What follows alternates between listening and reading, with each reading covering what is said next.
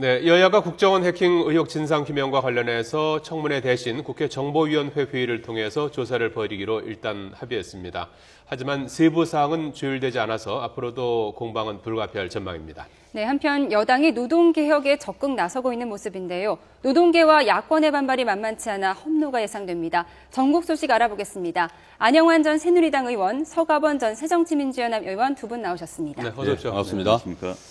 자, 우선 여야가 국정원 해킹 의혹과 관련해서 이제 접점을 좀 찾았어요. 지난 10일에 이제 이 문제가 처음 이제 불거지고 한 보름 가까이 이렇게 이제 끌고 있다가 이제 청문회는 열지 않고 청문회에 준하는 조사를 하자 이렇게 이제 상임위에서 하기로 했는데 우선 그거 어떻게 평가하십니까?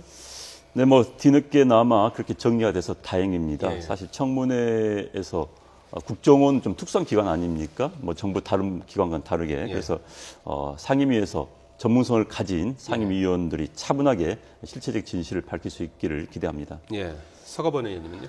예, 국가의 가장 중요한 정보기관인 국정원에서 국민을 사찰을 했다는 이 아주 엄중한 이 사건이 발생된 거거든요. 국민들에게 한 점 의혹 없이 밝히는 것이 국정원의 의무고 또 국민들의 신뢰를 얻어야만이 이 국가정보원이 제대로 제 기능을 할 수 있다. 이렇게 볼 때 청문회를 하지 않고 청문회 준하는 이라고 하지만은 이 상임위에서 하는 것은 좀 아쉽습니다. 그러나 저는 국민들이 여러 가지로 힘들고 어려운 상황이고 또 이 문제들에 대해서 상임위에서도 그렇게 세게 하겠다고 하니까 믿고 또 기다려 볼 수밖에 없겠습니다. 어젯밤에 들어온 소식인데요. 이제 여권 핵심 관계자가 국정원이 숨진 직원이 삭제한 기록을 모두 복원했다. 이런 소식이 들어왔었거든요. 그래서 이 내용을 오늘 월요일 정보위에서 여야 의원들에게 보고하겠다는 것인데요. 어떻게 오늘 월요일이 이 전국의 분수령이 될 것으로 보십니까? 네, 일단 월요일에 복구된 자료들이 공개가 되면은 물론 이제 정보위에서 공개를 하겠죠. 일반인들의 아닌. 되면은 야당의 반응이 이제 궁금합니다. 과연 이게 충분히 그러니까 삭제된 원본, 삭제된 내용 모두가 복구가 됐다라고 인정을 한다면은 조사가 굉장히 쉬워지죠. 그 다음 단계 넘어갈 수가 있는데 이제 만약에 아니다, 의혹이 있다. 지금 삭제된 것은 이거 외에도 또 있을 것이다. 국정원이 감추고 있다라고 야당이 반응을 보이고 그런 공세를 한다면은 다시 원점으로 돌아가는 겁니다. 그래서 이 부분에 대해서는 일단 월요일 날 지켜보고 그 내용과 공개된 내용과 야당의 반응을 보는 것이 중요할 것 같습니다. 일단 야당은 삭제 기록 복원에 일단 좀 회의적인 그런 시각인 거죠. 어쨌든 지금 국정원 직원이 이 사건으로 인해서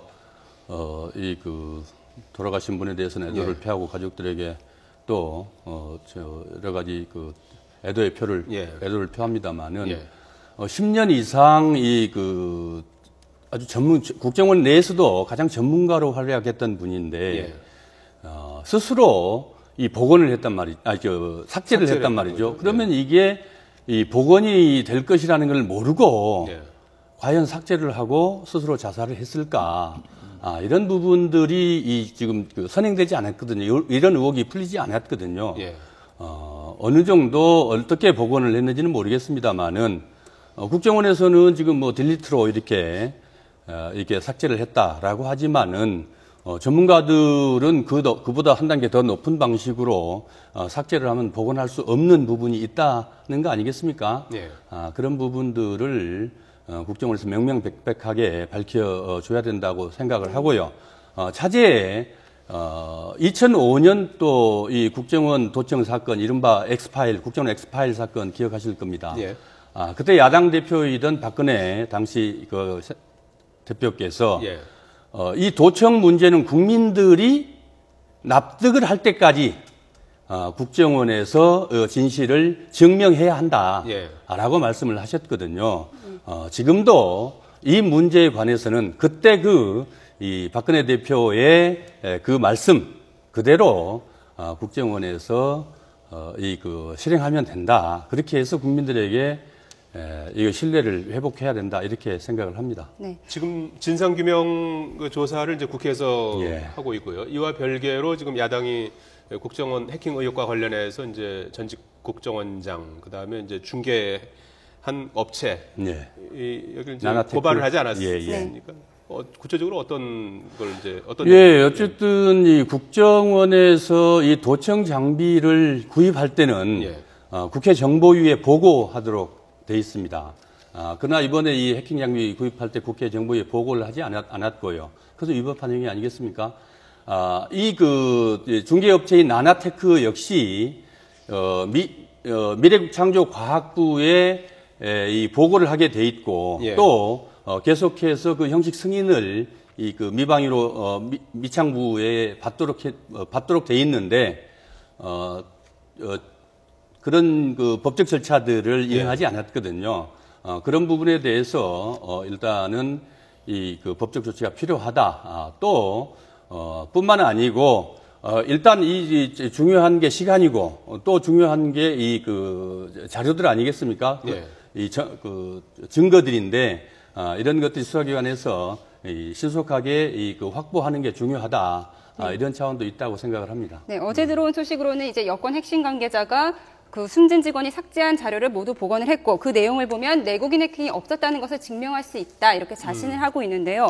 그런가 하면 야당은 또 추가 고발을 했다고 하거든요. 어떤 내용입니까? 역시 마찬가지 추가 내용들에 대해서도 저도 뭐 구체적으로 이 파악은 아직 못했습니다만은 예. 중요한 것들은 국정원이 지금 그런 것들을 얼마만큼 국민들에게 신뢰를 보여주느냐 이런 예. 문제겠죠. 예. 예. 자, 안 의원님, 지금 뭐, 복원을 이제 뭐 100% 이제 해서 월요일 아마 정보위에서 그거를 이제 공개할 것 같은데 그걸로 해서 좀 이 문제가 좀 일단락 될 걸로 이렇게 기대를 하시는 건가요? 어떻게 보십니까? 글쎄, 현재 야당의 내부 사정들을 고려한다면은 예. 쉽게 일단락 될 것 같지는 않습니다. 왜냐하면은 뭐 일부 정치 전문가들은 야당이 이것을 좀 끌어서 예. 결국 하반기 전국 주도권을 장악을 하고 내년 선거에까지 영향을 미치겠다는 의도가 있는 것으로 파악을 하고 있습니다. 다만 이번 정략적이다 이렇게 보시는 그렇죠. 다만 이제 이번 청문회를 하지 않기로는 참 다행입니다. 사실 청문회와 상임위 차이는 가장 큰 게 이겁니다. 상임위에는 해당 분야의 전문성을 가진 의원들이 있습니다. 네. 전문성을 가지고 이제 질의를 하고 조사를 하게 되는 것이죠. 그런데 청문회는 각 상임위 의원들 가운데서 공격수를 뽑아옵니다. 네. 쉽게 말해서 아주 전부를 공격할 수 있는.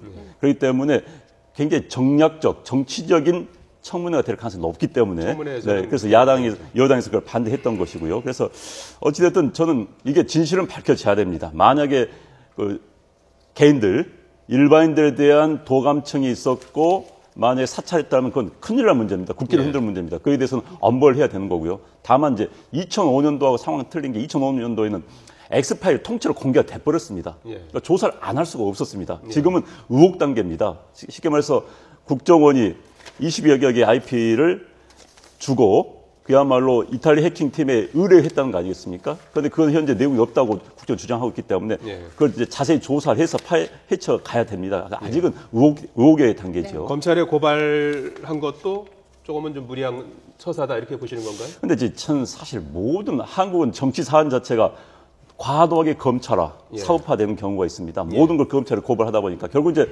검찰에서 또 조사를 할 수밖에 없겠죠. 그러나 이제 검찰 조사 나왔을 때 요 문제는 검찰 조사 결과에 대해서 과연 신뢰를 하느냐. 검찰 조사 결과에서 신뢰하지 않으면 또 이게 한국 사회의 모든 이슈가 그렇듯이 이념화, 정치화 되면서 흘러갈 수밖에 없는 그런 상황이 되는 것은 굉장히 우려가 됩니다. 네, 이 마티즈 차량에 대한 의혹도 계속 이어지고 있었는데요. 번호판 바꿔치기에 대한 의혹은 경찰이 아니다라고 일축을 했습니다. 국과수 검사도 나왔고요. 그런데 이번에는 야권에서 차량이 폐차 말소됐다는 제보가 있다면서 또 이제 의혹을 제기를 했거든요. 이에 대해서 여권은 지나친 안보 흔들기다 이렇게 나오고 있는데요. 추가적으로 제기한 의혹은 어떤 겁니까? 그러니까요. 지금 말씀하신 대로 그런 문제들인데요.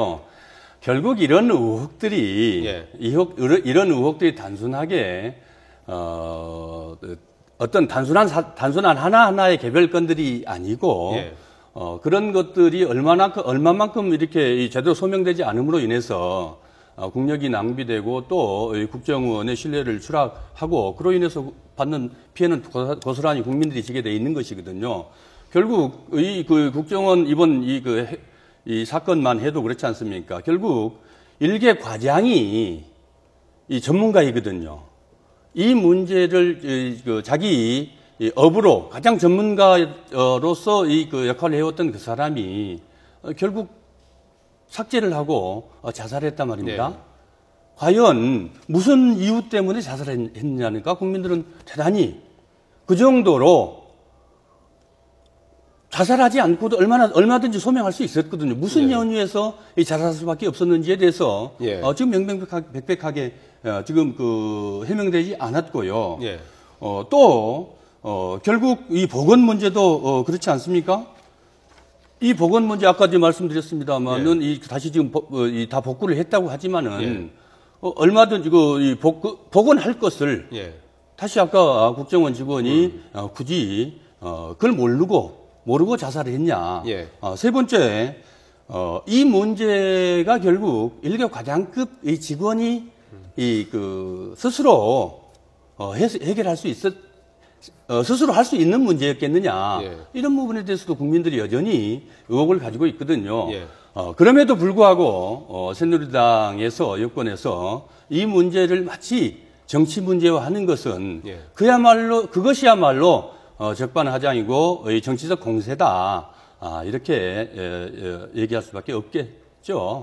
그런데 뭐 새누리당 입장 어떤 겁니까? 아니, 저는 이제 번호판 문제 같은 경우가 마치 현재 야당의 전병헌 최고위원이 뭐 폭로 아닌 폭로를 했었지요. 그런데 그걸 보면은 뉘앙스는 겁니다. 국정원이 뉘앙스로 본다면은 타살한 거 아니냐라는 식의 의혹을 제기하는 이야기인데 결국은 경찰이 모의 실험을 해보니까는 색깔이 바뀔 수밖에 없었다시 반사에서 다 드러난 거 아닙니까? 그래서 인터넷에서 떠도는 수준의 의혹을 야당의 최고위원이 마치 거의 진실인 것처럼 발표한 건 굉장히 전 성급했다고 봅니다. 그런 부분은 야당에서 오히려 그런 의혹에서는 누르고 오히려 진실을 추구할 수 있는, 파헤칠 수 있는 그런 방향을 모색해 나가야 되는데 현재 우리 인터넷 보면 정말 이해가 되지 않는 음모론이 엄청나게 많습니다.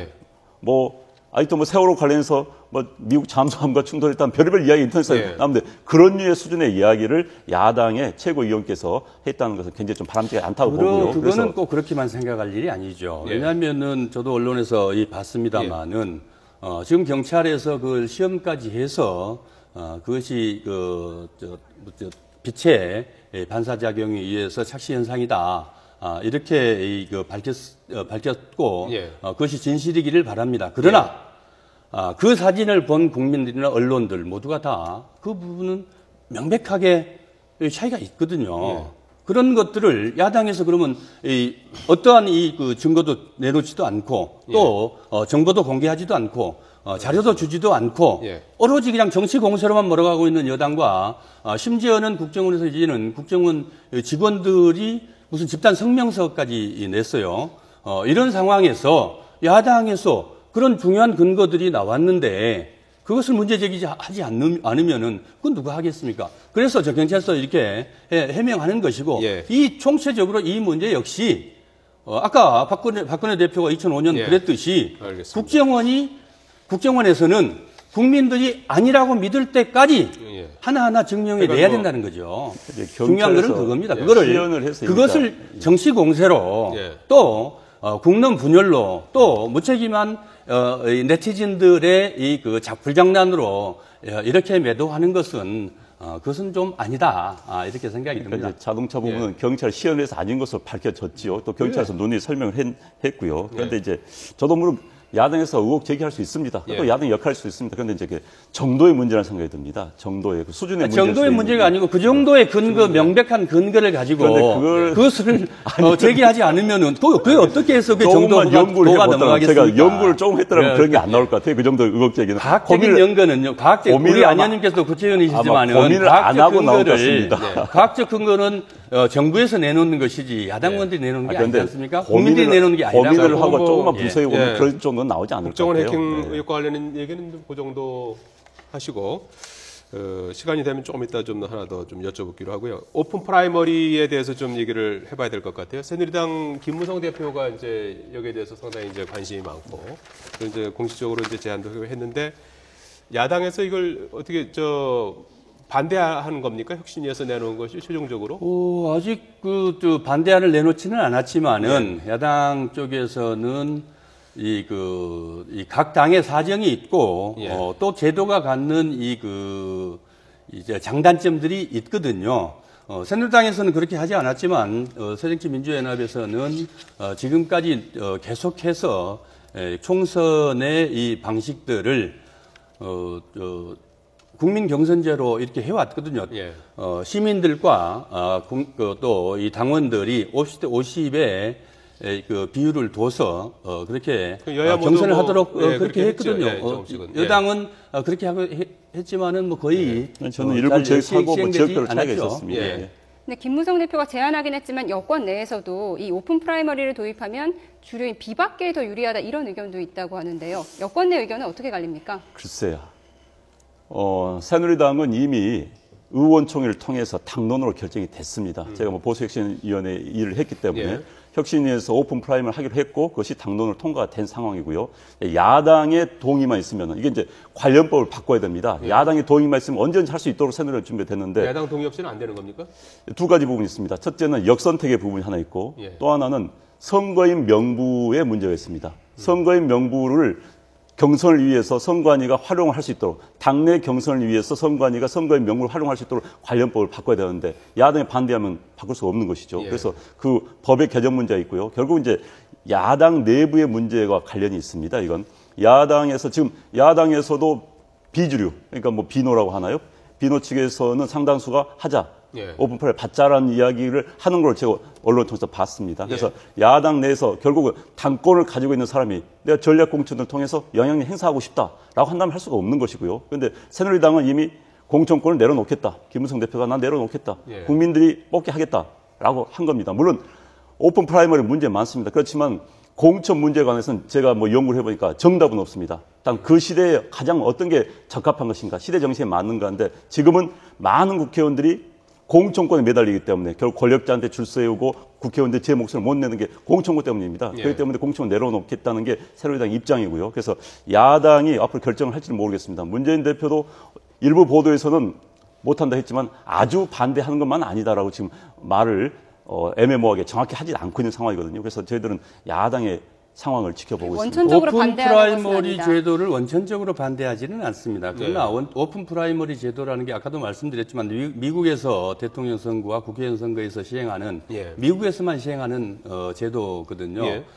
말씀드린 새정치민주연합에서 이 오픈 프라이머리도 결국은 미국에서도 이 그 오픈 프라이머리를 하고 또 이 코커스 당원들만의 지역별로는 또 당원들만의 참여로 당원 경선, 우리로 보면 당원 경선이겠죠.